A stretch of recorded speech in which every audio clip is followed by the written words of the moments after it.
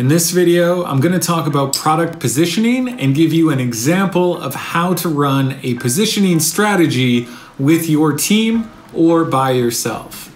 The process I'm going to show you today is based on my experience, readings I've done, and kind of cobbled together over time. Now, this simple flow I have done with multiple businesses in different industries and seeing the results that they're getting, I'd like to share it with you guys today.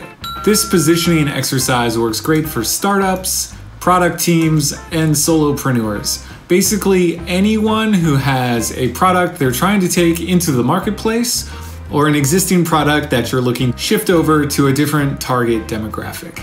There's 3 simple goals that we're looking to achieve by running this product positioning exercise. Number 1 is define what the product is and make sure that definition is clear for everyone on the team. You're also going to want to look at how the product fits within the current competitive landscape. By reflecting on what your product does versus others in the marketplace, you can come to a better idea of how to position yourself to get your best customers quickly. Number 3 is to bring clarity and alignment to the team. So when you're executing features, marketing campaigns, or just talking about the product informally with customers and within the company, it's important that everyone is saying the same thing. Before I get into the specific tactics on how to do your product positioning exercise, I need to take a second to ask you to like this video, subscribe to this channel, and please feel free to share this video with other people on your team. Let's take a look at the overall flow of this exercise. First, we're going to identify the stakeholders. Now, this could be a founder, the development team, your marketing people, or an advisor who's helping your company, board of directors, etc. This is the list of people you need to agree on how the product is positioned so that you don't end up in a spot where something goes out and an important part of the team feels as though they did not have their say. In my experience, having an uneven number makes decision-making easy if you need to vote. 3 to 5 stakeholders is an ideal group size, but I have run this exercise with as many as 12 people and still gotten great results. Once you know who the key stakeholders are, you're going to gather some initial thoughts from each of your stakeholders. Now, if you have a larger organization, this is a good place to include your secondary members of the team. While I do advocate for getting as much initial input as possible, in the end, your stakeholder group is the decision makers. When you start the information gathering process, if you are taking it beyond your stakeholder team, make sure to let the people contributing know that in the end, the decision isn't going to lie with them. Otherwise, you can run into hard feelings later on. In my experience, there's 2 ways to gather this individual feedback. The first is via a brainstorm where someone is just taking notes while ideas go back and forth in a call or in a room, or individually, which is the method that I'm going to show you today, which gives each person you've asked to contribute time to process the questions and answer so that they're not fearing judgment from the other people in the room. From what I've seen, the individual approach always gets better answers because people are comfortable to say what they're actually thinking to a form a lot more than they are to the product manager. Almost like people don't like conflict. Once you have all the original thoughts gathered, you're going to compile and review everybody's input. Now, I'm going to show you a way to do this using OpenAI's APIs, but you can also just do it using a little bit more time and thinking. Once you've compiled, reviewed, and boiled down everyone's thoughts into some simple slides, you're going to get your stakeholders back together to discuss what's been said and get a feel for how everyone's thinking about the input that has come in. In that meeting, you're going to try and draft your initial positioning statement. Now, I realize that may sound like a lot of steps, but I'm going to give you all of the tools you need to facilitate this process. For the sake of speed, I'm going to assume you've already identified the stakeholders you need to gather information from, but if you do have any questions about what I explained, feel free to put them in the comments below. This is the form you can use to gather information from your stakeholders and the broader team. It's nice and short, just 4 sections of somewhat open-ended questions that will help you gather insights from the different departments and get a sense of how the product could be positioned. In the first section, we have the is not statement. In your version, you could change the product to be the name of the product or feature that you're looking to gather information on.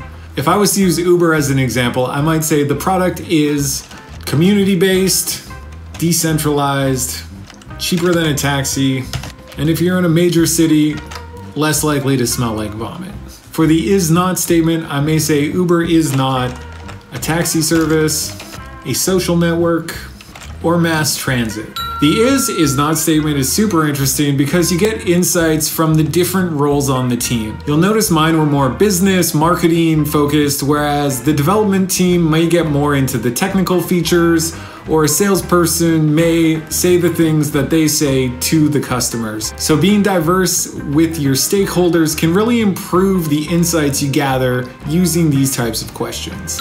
The second section of questions is about competition, and while it might seem obvious who your competitors are, often different departments see it differently, so you can gather that here. Using Uber as an example again, question 1 is, in your opinion, who are the 2 biggest competitors to the product? I would say Lyft, public transit, and maybe friends and family. The second question is, what advantages does the product have over the competitors? By leaving this open-ended, you'll get a mix of psychological and technical answers. For Uber, I would say almost always available, often cheaper, and a more friendly experience. The info you've gathered about the competition works in 2 ways. Number 1 is you get a sense of if everyone on the team sees a common enemy in the marketplace. Number 2 is you have a list of companies that you can research to put your positioning up against. I'm going to cover competitive research in a future video, but just know that is one of the values of that information, and also like and subscribe to this channel. The third section is what I like to call the negative brainstorm. And as it says right here, let's be honest, why will the product fail? Even the most positive person can be prone to negative thoughts about the project, and this is their spot to get that all out. I recommend keeping this form anonymous so that the team feels safe to fully contribute why they think you're gonna fail. In the first box, you're looking for a list of all the reasons a person would not sign up for the product. I'd recommend you modify this question to make sense for your business, but just remember the idea is to get a list of objections or reasons why the customer would not like your offering. Continuing to use Uber as an example, I'll put surge pricing, download and sign up friction, lack of trust, and safety concerns. The second field asks you to put yourself in the shoes of the user and make a list of potential reasons they would abandon their account or your product before seeing value in what you're offering. Again, this may need to be modified to fit your specific company, but the framework is there for you to use. Still using Uber as an example, I might say credit card issues, lack of drivers in area, and poor first ride experience. Those lists can be as long as possible, and sometimes it can be a lot. It's important to remember that this is good feedback that you need to improve. So don't let your ego get in the way. Let this be your guide for how to improve your product and position yourself in the marketplace. The last section is the sales pitch, and I really like this one because it gives you a lot of insight into how different people see the company and the features that you offer. Both these questions are structured the same, and it is how would you sell the product to target customer, who, primary use case. This is where your initial assumptions come into play, and you need to edit the form to make sense. For Uber, my target customer might be a busy professional who lives in the suburbs, and the primary use case would be getting downtown to work. So the question would read, how would you sell the product to a suburban professional who needs to get downtown for work? You'll notice the second question is the exact same structure, and I recommend you choose a different target customer or different use case. For example, the target customer could be a drunk frat person who needs to get back to college. The service is exactly the same, but how I would explain to that person what the service is and why they should use it is completely different. Like it says here, you're looking for a casual, natural speech way of having the product explained to your target customers. And having multiple versions of that from different perspectives is going to give you some really interesting insights. For my office worker example, it might be, don't worry about parking, get picked up at your door, and it costs less than a cab. And for my frat person, I might sell them by saying, Uber lets you get home safe, you can pick up McDonald's on the way home, and in the end, your parents are gonna be proud you didn't drive.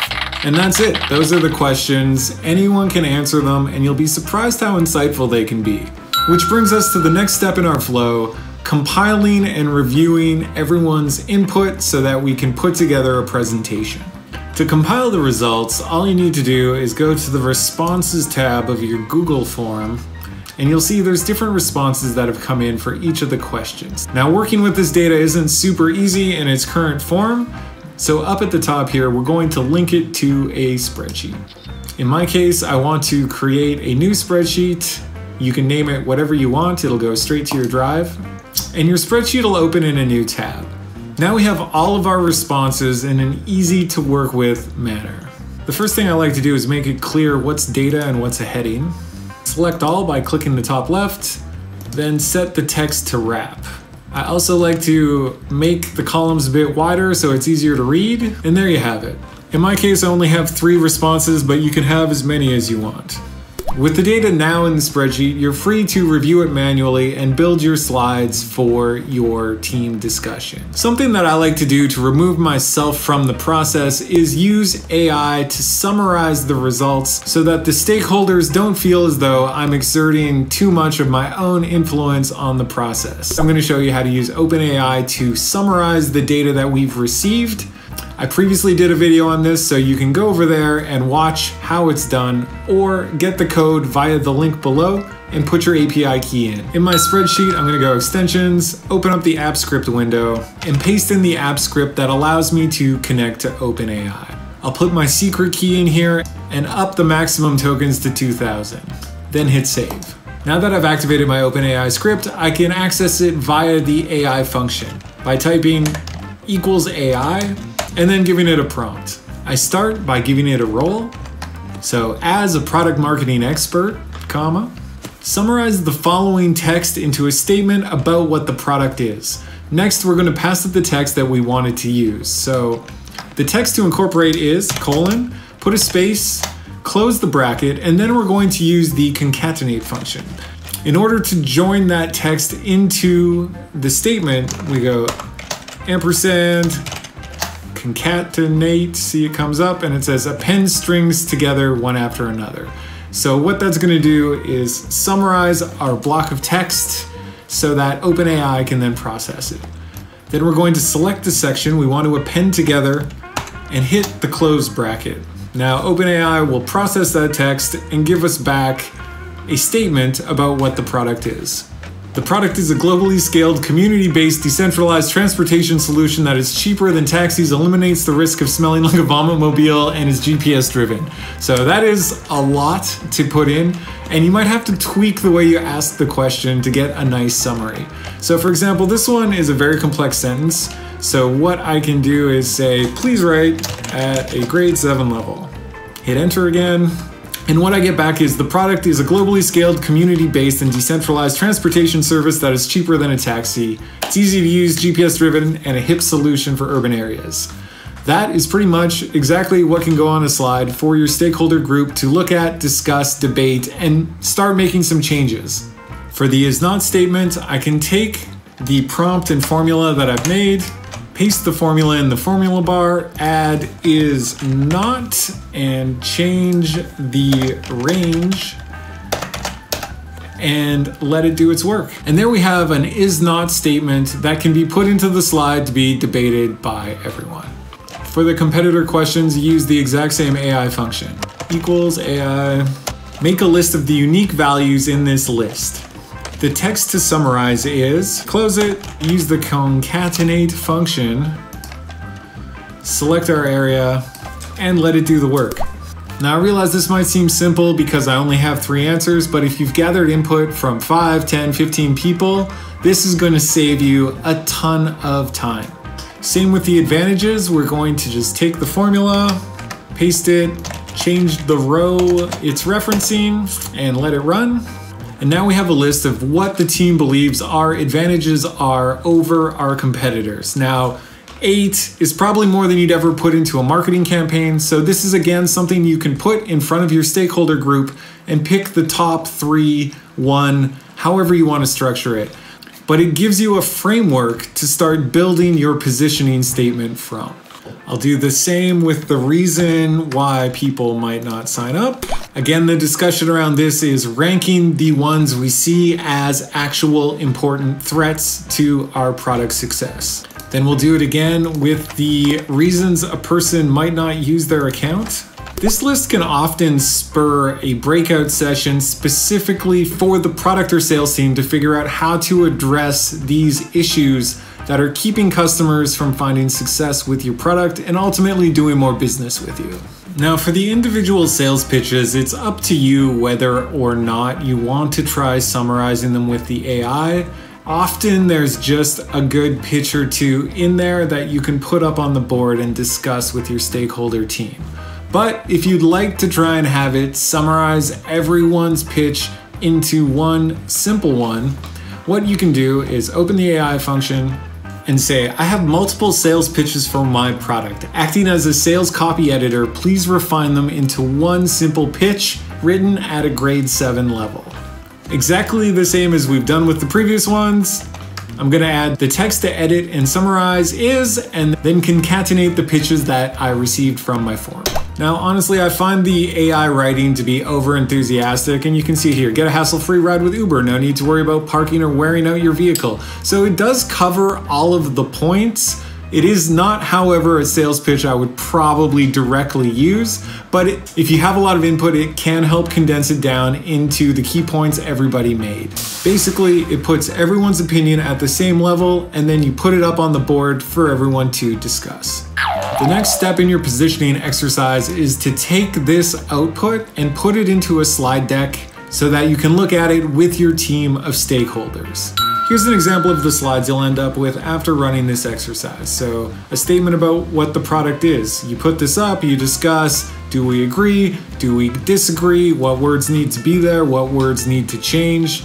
Get everybody's input and make sure you're clear on what the product is and is not. From there, you can go into who your competitors are and ask around, did we miss anyone? This also is the list in phase 2 where you're going to research these competitors and figure out what are their strengths and weaknesses versus the strengths and weaknesses we've identified for ourselves.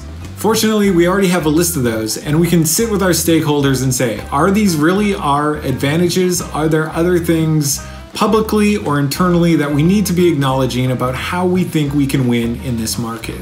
Next, you can look at the reasons why you may fail and discuss whether or not they're real risks and how you might be able to address them in the short term, long term, or if they're really just not actually a risk. You'll also have a list of why customers leave before finding value. And again, the product team can look at this, the sales team can look at this and start looking for ways to address it either with education, marketing, or product features that keep the people you already know you're gonna lose. In terms of personas, you also have a pitch for your different types of user. As I said, they're often not written in a way that marketing will use directly, but it sets up the context for them to do a secondary marketing brainstorm to actually try to speak to these customers. And with all of the other information you've already worked out, you have a clearer picture of who you're talking to and what you're trying to tell them. Now, the last step in the flow is to draft the statements, but if you've reviewed the slides that we just went through with your team, the odds are you're very close to a decent first draft of your positioning statement. As the person in charge of the exercise, I recommend you make sure there's consensus around what those statements are, then run a competitive research exercise and revisit the assumptions you've made from this first phase. And that's it, an example of how to run a positioning exercise with your team with minimal friction and maximum feedback and inclusion. If you have any questions, feel free to put them in the comments below. I've included a link to the slide deck and the form that you can use to build your own positioning exercise. And if you'd like my expert help running this type of workshop with your team, go to the link in the description below and we'll try to set up a time to make that happen. Thanks for watching, and I wish you the perfect product positioning exercise.